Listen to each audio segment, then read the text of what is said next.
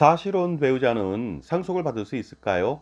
기본적으로 동거를 오래 한 사람이 있습니다. 20년, 30년까지 한 사람이 있고요. 자녀까지 낳은 사람도 있어요. 그런데 법률적으로 혼인신고를 하지 않은 사람을 바로 사실혼 배우자라고 합니다. 그런데 사실혼 배우자는 자동차 보험 같은 경우 부부로서 운전해도 보장을 받고요. 국민연금 만약에 한 명이 사망하게 된다면 유족연금도 사실혼 배우자가 받을 수가 있습니다. 그렇다면 상속되었을 때, 죽었을 때 상속재산도 받을 수 있을까요?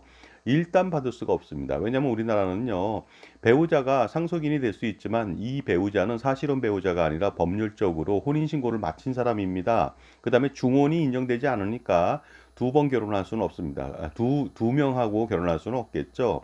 그러다 보니까 사실혼 배우자는요, 한 푼도 받을 수가 없습니다. 상속재산을. 그런데 만약에 그 법률혼 관계에 배우자가 없다. 그렇다면 자녀만 있을 수도 있잖아요. 그러면 마찬가지로 사실혼 배우자는 하나도 받을 수가 없습니다. 자녀 때문이죠.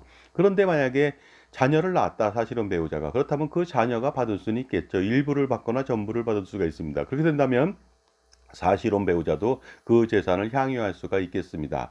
그런데 자녀도 없고요. 그 다음에 돌아가신 남편의 그 배우자나 직계 비속이 없다, 존속도 없다 이랬을 때는 바로 그 남편의 그 형제자매나 형제자매가 없다면은 삼촌이나 아니면 조카나 사촌까지도 있다면은 바로 사실혼 배우자는 한 푼의 상속재산도 받을 수가 없습니다. 그런데 사촌까지도 없다.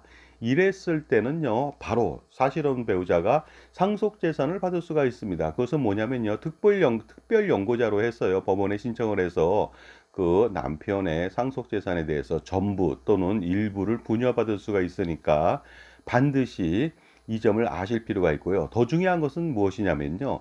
사실혼 배우자 관계에서 혼인신고를 하든 혼인신고를 하지 못한다면요. 재산을 처음부터 분할해서 각자 등기를 하든 아니면 증여를 받든 여러 가지 방법을 통해서 미리 재산권을 행사하는 것이 중요하다고 볼 수가 있습니다.